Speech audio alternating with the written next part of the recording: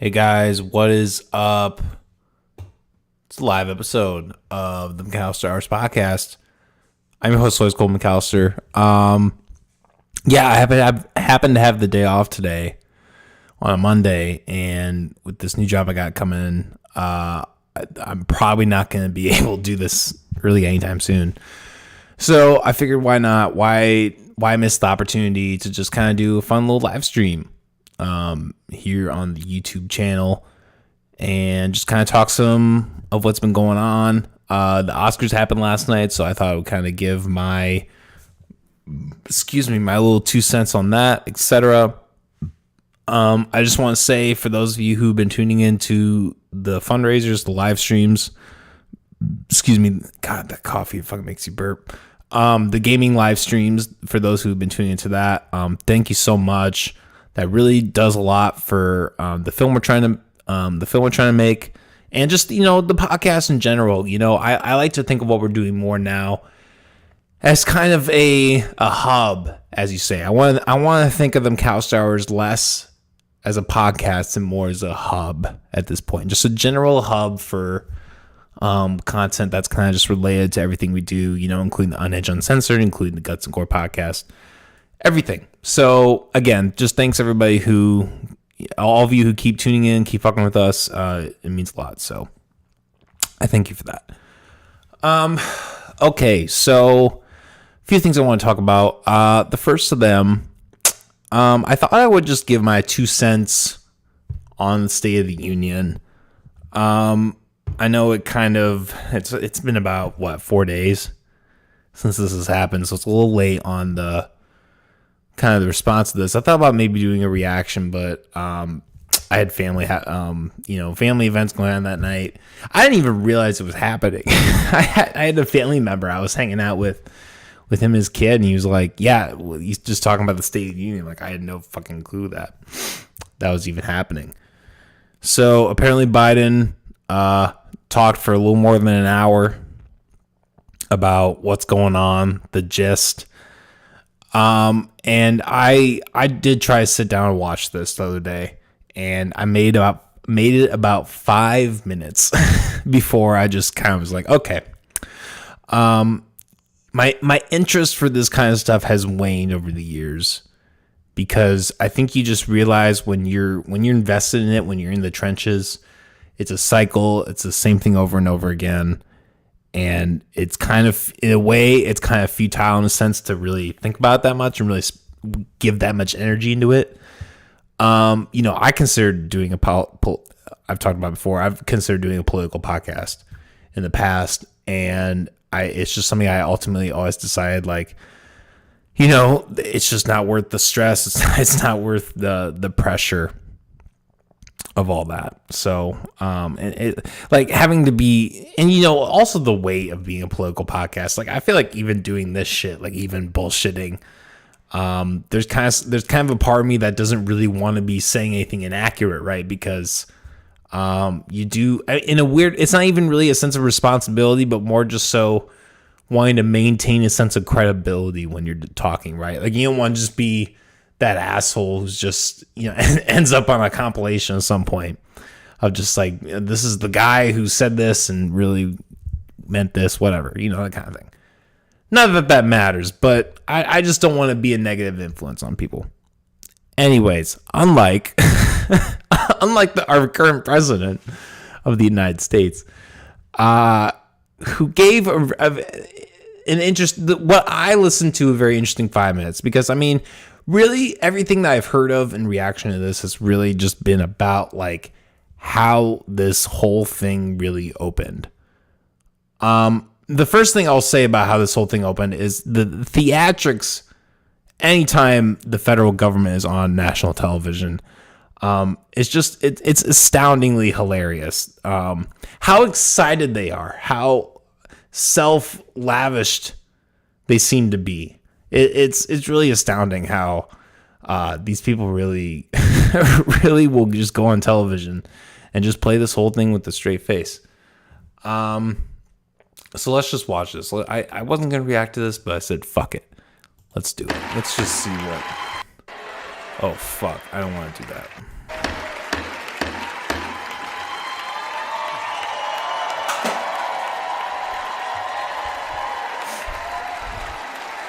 evening.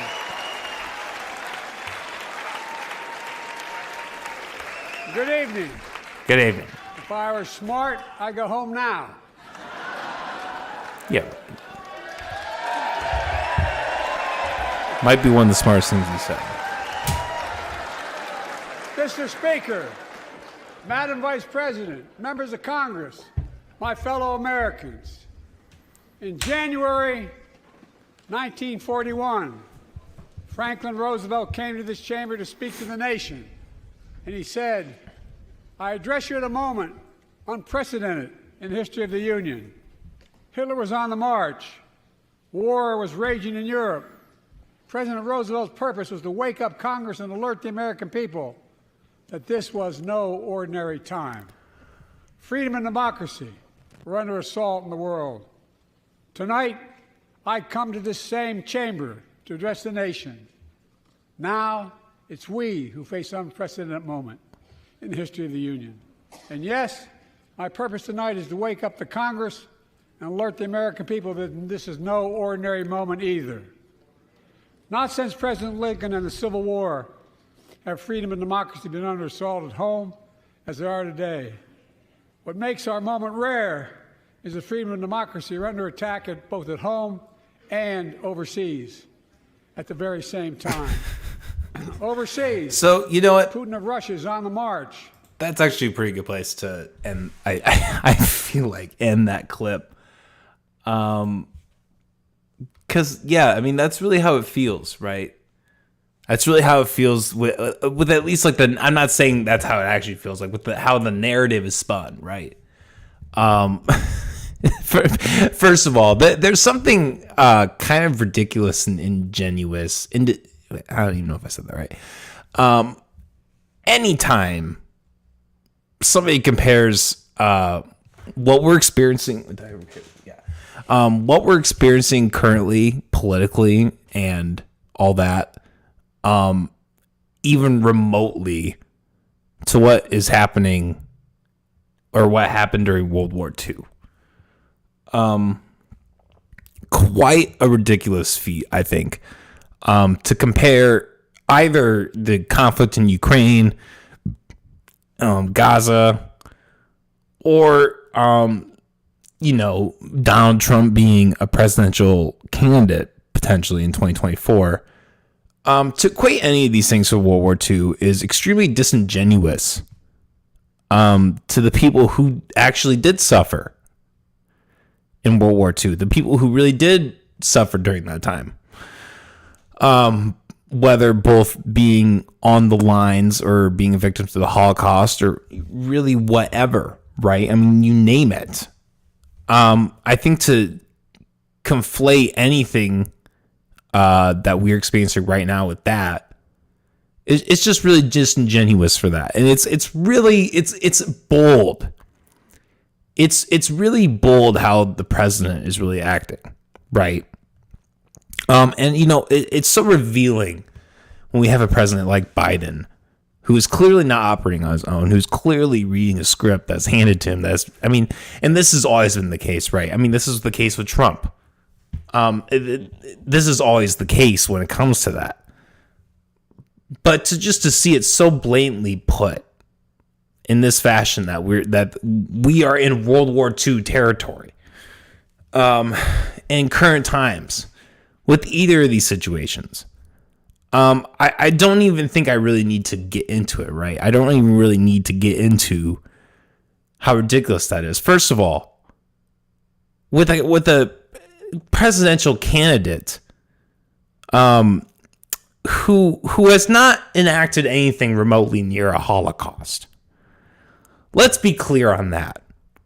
Not even remotely near a Holocaust. I mean, I think the most violent thing he did while in office was, continuously arming the U.S. military, and B, I think he bombed,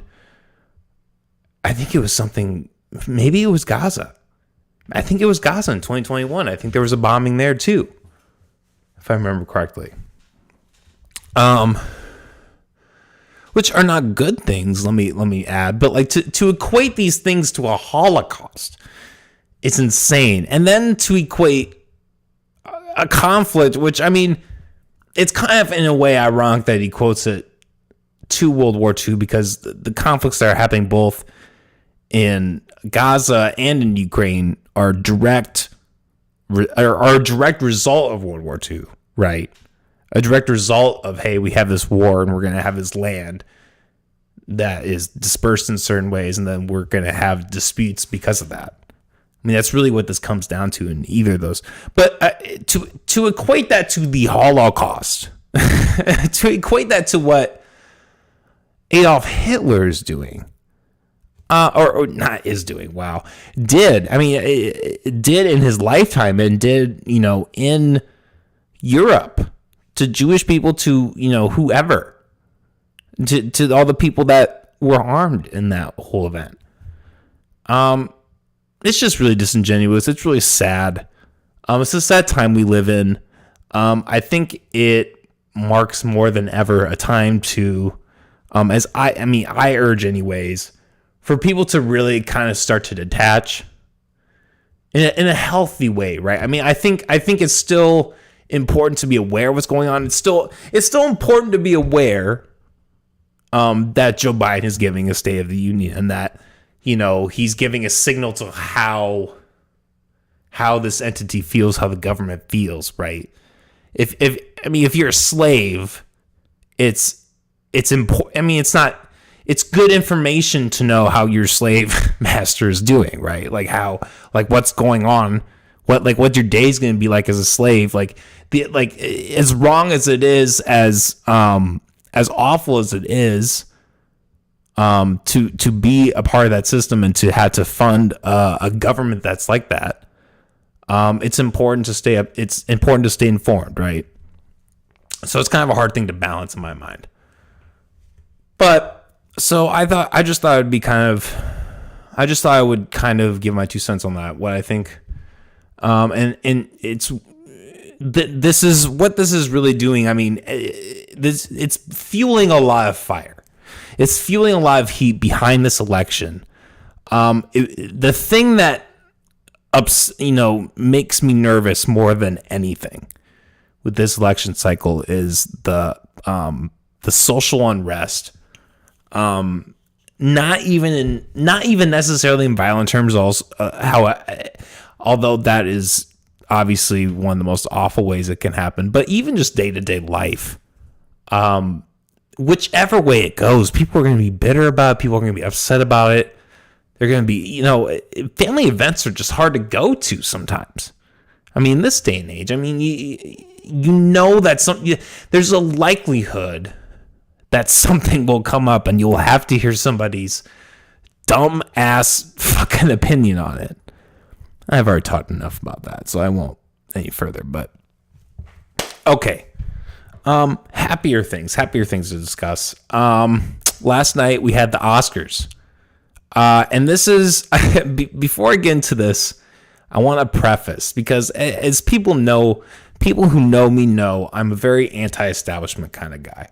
I think, truly, in most cases, and really in any case, I will even say for this, I think that whole idea of awards is kind of dumb. It was almost like what we just watched, right? Like this session of, we're just gonna congratulate ourselves. Like, the whole idea of an award system is just really kind of stupid. However, my love for film, how it outweighs this simple fact, and makes me quite a hypocritical piece of shit when I get as excited as I do for the fucking Oscars. I love it. I love the fucking Oscars. Not watching it. No, I shouldn't even say that. I shouldn't even say I love the Oscars. I'm fucking stoned, man. I love the idea. Somebody's going to clip that. I love the idea of just public, acknowledging that these great films exist. That's how I should phrase that. I do not love the Oscars as an entity. Fuck the Academy. But I love how there's just kind of sometimes a display of these great films, right? And I think this year was no exception. I think this year I was trying to think today of like what other Best Picture nominees or wins really like, even matched up to what we had this year. I can't even really think of any. I mean, Oppenheimer, thankfully, as well deserved, took home most of the Oscars. And there were some really shocking things that happened. I had in my mind who I thought deserved to win in certain aspects, right? I can't believe I said I love the Oscars. People who deserve to win. And I think this display of what happened at the Oscars actually was a reflection of that, which was, refreshing in a lot of ways to see that.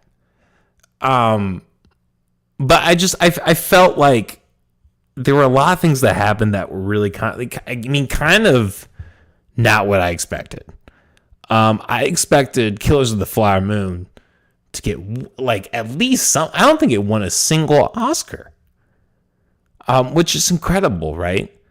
And I mean, look, I do think Killers of the Flower Moon was probably, I don't even necessarily want to say overhyped, but I don't think it necessarily lived up to like the Scorsese trademark that it has, that people kind of automatically associate. They're like, oh, it's a Scorsese film, so it's an A+ material automatically. Like they kind of expect him to sweep it, right? But like, I will say, I do think it's quite shocking that it did not win a single one.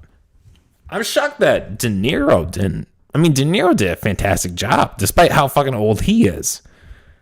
But I mean, I watched the movie Poor Things last night. And that whole, I mean, Emma Stone's performance in that was, I mean, I think the best that she's ever done. I mean, at least that I've seen. I mean, there was some, I mean, despite like, being able to like portray those really graphic and intimate moments on film that, she has with various men. Just all the underlying themes, the wacky, world that film created, the cinematography. I love the fish lens. Oh my God, I was in love with that. There's this gorgeous shot where they're in like a medical observatory and he's like cutting up this fucking body. He's doing a dissection of a body, and it's like a pan up shot, and the fish eye lens gives it like this almost like looming, domineering, claustrophobic feel. Like there are just various ways where they use that effect in the movie, and it does the job. It does a really good job with that. It's fucking wild. I thought what Defoe was great. I thought fucking not Russell. What the fuck? Mark Ruffalo. I thought Mark Ruffalo did a great job. He did not turn green and become the Hulk, unfortunately. But no, I thought that was a fantastic film, and I'm really glad that Emma Stone won that. I really thought they were going to give it to, I think it was Lily Gladsworth was her name. I really thought they were going to give it to her, but they did not. And that was kind of surprising. I kind of thought that it would just kind of bow to that, but I'm not even going to get into that. But yeah, and Oppenheimer obviously fucking dominated, which I'm so glad that movie did, because I've talked about it before. I think at least I've talked about it on my Facebook and stuff. How important this movie was, like in a political sense, like just how well it was done in all those aspects. The cinematography, everything of that movie. I really need to fucking buy it and watch it again, because I haven't seen it since last summer. But quite an amazing film. I think it deserved everything it got. I thought Robert Downey Jr. did great. I thought Cillian Murphy did wonderful. Everything was rock solid. Poor Things was a great movie. I'm glad it won the Oscars it did. And Barbie didn't win like fucking anything. I thought that was hilarious. Look, I said before I did a set in the podcast, I don't think Barbie was really a bad movie. I thought it was kind of really overhyped in terms of like the wokeness that was attached to it. I really don't think it was as bad as people thought it to be. That being said, it is the movie itself is really hypocritical in a lot of aspects. So to see it like not win anything at the Oscars is kind of funny. I won't lie. So yeah, that was kind of my take on the Oscars. Last thing I want to talk about before wrapping this puppy up. I know it's kind of a shorter episode. It's weird. It's weird kind of talking by myself. It's weird kind of getting back in the groove. I got a lot. I took this last week and I didn't do fucking shit. I got called off work the whole week. I was kind of upset. I wish I could have started the new job earlier with that, but alas, I respected my 2 week and they called me off every day for that week, so I did not work. So it is what it is. But so I took that whole time and I just I chilled out. I didn't really do much of anything. I didn't even edit. I didn't do any podcast stuff. I just read, I gamed, I watched movies. I really just tried to just take that week to fucking take some time to myself. So I appreciate everybody still hanging in there despite kind of the lack of content lately. One more thing before we wrap this up, this short episode up. I've debated whether to really comment on this whole thing that happens every year in Iowa in regards to podcasting. Because, I mean, it's kind of ironic that I talk about this right after the Oscars, right? Because, look, I mean, I think there's a big difference in these two things. So, the Iowa Podcast Awards is coming up. I've seen something that I have not looked into applying myself, because the whole thing is fucking stupid. I'm sorry. Podcasting isn't hard. I want to make that very clear to people.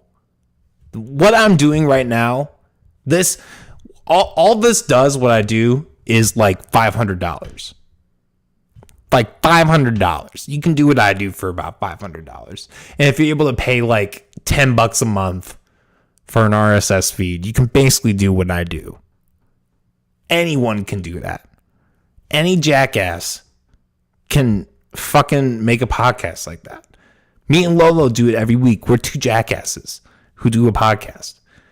To compare the quote unquote art form of podcasting with film, as someone who is frequently in both fields, right? It's just kind of absurd to me. I've always felt it to be absurd. It happened the first year. I was like, okay. It happened the first couple years. I was like, whatever. But I don't know. I'm never going to do it. This is me officially saying that. I'm never going to do the Iowa Podcast Awards. They've never asked me. They probably don't want me. That's okay. But it's just for podcasting. For jerking off into a microphone and talking about whatever the fuck comes to your pea brain.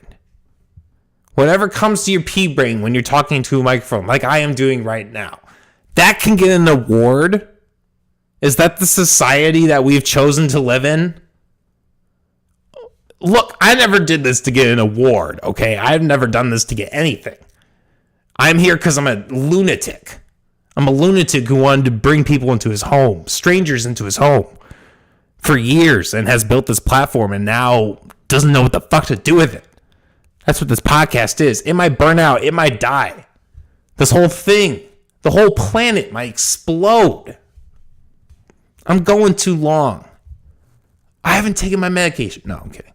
I did actually take my medication today, so y'all should be happy about that. Guys, thanks for tuning in to another episode of the Kyle Stars podcast. Yeah, I'm sorry these things have been kind of shorter. It's hard to fill up. It's really hard to fill up the hour, especially when you're kind of just in vacation mode. Especially when you're not super invested in what's going on in the world. It's kind of just like, I don't fucking know. Like I read a book. I've been reading. I've been watching movies. I've been playing Indiana Jones. That's really, I mean, like from 2002 or 3, really old game. I'm gonna go clean the house after this. Like there's nothing going on here. This is a normal life. Get back to your normal life and leave me the fuck alone. Have a good night, everybody.